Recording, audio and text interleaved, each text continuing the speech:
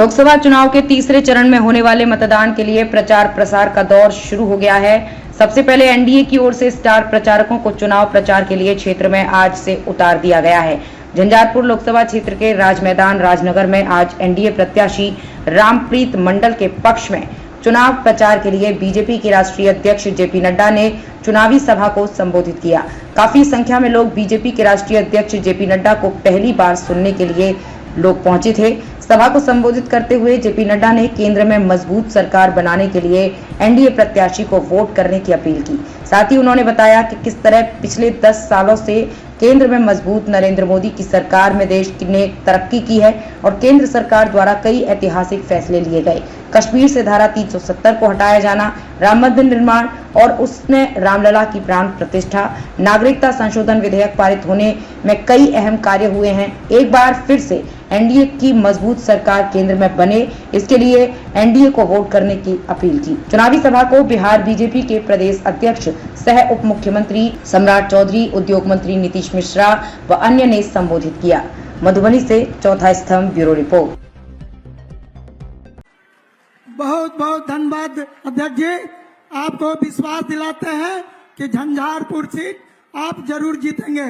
अब हम धन्यवाद ज्ञापन के लिए लोकसभा के जो प्रभारी हैं, जिला प्रभारी राम के अंदर भारत की अर्थव्यवस्था दुनिया में तीसरे नंबर की अर्थव्यवस्था बन जाएगी। इस पर हम काम कर रहे हैं। तीसरे नंबर की अर्थव्यवस्था। दवाइयों में आज भारत दुनिया को दवाई दे रहा है, दवाई बेच रहा है दुनिया को।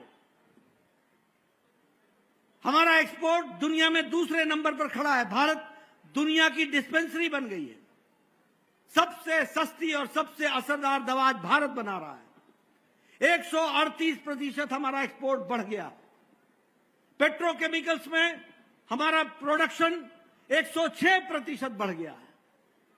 और अगर हम ऑटोमोबाइल इंडस्ट्री की बात करें, मार्केट की बात करें, गाड़ियां बनाने की बात करें और मार्केट की बात करें, स्थिति अच्छी नहीं है।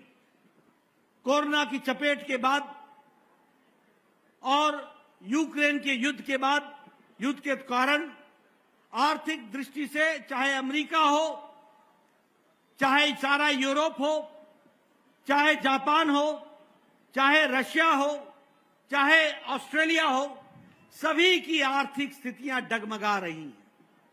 लेकिन मोदी जी के नेतृत्व में भारत ही अकेला आगे बढ़ने वाला ब्राइट स्पॉट के रूप में देखा जा रहा है। आपने मजबूत सरकार बनाई। मजबूत सरकार बनने के कारण आज भव्य राम मंदिर अयोध्या में प्रतिष्ठा हुआ और प्राण प्रतिष्ठा हुई, वो हमने देखा। आपने मजबूत सरकार बनाई तो धारा 370 को धाराशाही कर दिया गया। आपने मजबूत सरकार बनाई तो 3 तलाक को सदा सदा के लिए समाप्त कर दिया। आपने मजबूत सरकार बनाई तो सिटीजन अमेंडमेंट एक्ट, नागरिकता संशोधन विधेयक ला करके जो हमारे हिंदू भाई, जो हमारे पारसी भाई, जो हमारे ईसाई भाई, जो हमारे सिख भाई बांग्लादेश में और हमारे अफगानिस्तान में और पाकिस्तान में प्रताड़ित हो रहे थे, उनको यहां पर उनको सिटीजनशिप, उनको नागरिकता देने का अधिकार उनको दिया गया। ये कानून भी ला करके मजबूत सरकार ने अपना वायदा पूरा किया। ये सारे वायदे तब पूरे हुए जब आपने मजबूत सरकार बनाई। और इसीलिए अब फिर से आप मजबूत सरकार प्रधानमंत्री मोदी जी के नेतृत्व में बनाएंगे।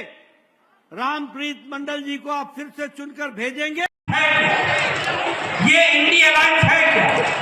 ये परिवार वाली पार्टियों का जमावड़ा है और भ्रष्टाचारी पार्टियों का जमावड़ा है। हर तरीके से भ्रष्टाचार करने वाले लोग। आप बताइए, आज राहुल गांधी बेल पर हैं, सोनिया गांधी बेल पर है, चिदम्बरम बेल पर है, कार्तिक चिदम्बरम बेल पर है, संजय सिंह बेल पर है, हमारे लालू प्रसाद यादव बेल पर हैं, इनके परिवार के लोग बेल पर हैं, इनके नेता बेल पर हैं, डीएमके के नेता बेल हैं। ये सब लोग बेल पर हैं। सबने भ्रष्टाचार किया है। आप बताइए, ये अरविंद केजरीवाल जेल में है कि नहीं है? बताइए, जेल में है कि नहीं है? आप बताइए, मनीष सिसोदिया जेल में नहीं है?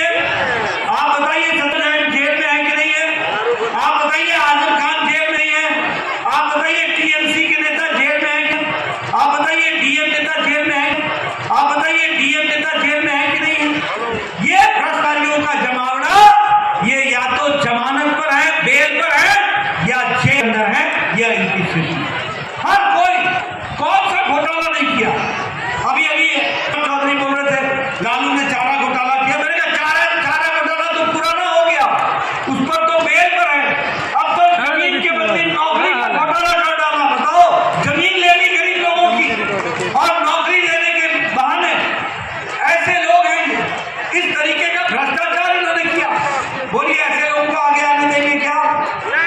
आगे आने देंगे क्या?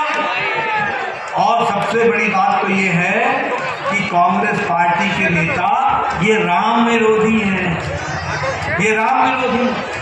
आप बताइए, ये कांग्रेस पार्टी के सरकार ने लिखा था कि नहीं लिखा था एफिडेविट में कि राम काल्पनिक है, राम काल्पनिक है, राम का कोई वैज्ञानिक आधार नहीं है। कहा था कि नहीं कहा था? और ये कहा था कि नहीं कहा था कि इसका ऐतिहासिक प्रमाण नहीं है? ऐसे राम विरोधी लोग, बताइए इनको आगे आने देंगे आप आने देंगे इनको? ये कोर्ट में कहते थे ना कि केस लटकाओ, भटकाओ, अटकाओ। आज प्रधानमंत्री मोदी जी के प्रयास से वो देश में राम मंदिर बनने का रास्ता प्रशस्त हुआ और 22 जनवरी को भव्य राम मंदिर में रामलला का प्रकाश हुआ, वो हम लोगों ने देखा हुआ। ये लोग सनातन विरोधी हैं। इनके अलायंस इंडिया के दक्षिण में सनातन डेंगू होते हैं, मलेरिया बोलते हैं, एक ए राजा कभी एक बोलता है। बोलिए ये सनातन विरोधी है कि नहीं है? ए राजा कभी एक बोलता है। बोलिए ये सनातन विरोधी है कि नहीं है? सनातन विरोधी है कि नहीं है? ऐसे लोगों को आने दोगे आगे? आने दोगे आगे? आप बताइए, ये सब लोग देश विरोधियों के साथ खड़े होते हैं कि नहीं खड़े होते हैं? देश विरोधियों का समर्थन करते हैं कि नहीं करते हैं? ये टुकड़े टुकड़े गैंग जो नारे लगाते थे, अफजल हम शर्मिंदा है, तेरे कातिल जिंदा है। अफजल कौन? अफजल वो था जिस मास्टरमाइंड था पार्लियामेंट में गोली का अटैक का मास्टरमाइंड था, वो था अफजल। और उसके नाते है कि अफजल हम शर्मिंदा है, तेरे कातिल जिंदा। कातिल कौन हो गए? सुप्रीम कोर्ट का जज कातिल हो गया। उस राष्ट्रपति मुखर्जी जिन्होंने माफी नहीं, कातिल हो गए। और क्या कहते हैं? भारत में तेरे टुकड़े टुकड़े इंग्लैंड। और क्या कहते हैं? भारत में तेरे टुकड़े टुकड़े इंग्लैंड। और राहुल गांधी के दिन इन जेडीयू का जाके खड़े हो जाते हैं और अब ऐसे लोगों को कैंडी आते हैं। बोलिए ऐसे ताकतों को आगे बढ़ने देना है क्या? बढ़ने देना है क्या? ये पता नहीं क्या हमदर्दी देशद्रोहियों के साथ, किस तरीके के। अभी हमारे जवान, बिहार के जवान, जब उरी की घटना घटी उसमें शहीद भी हुए और उसके बाद हमारे बिहार के जवान वो जाकर के उन्होंने सर्जिकल स्ट्राइक किया और पाकिस्तान अंदर घुस करके दुश्मनों को मारा और बताया। ये कांग्रेस पार्टी की प्रमाण क्या है? इसका प्रूफ है। बोलो ऐसे लोगों को आगे आने दोगे क्या?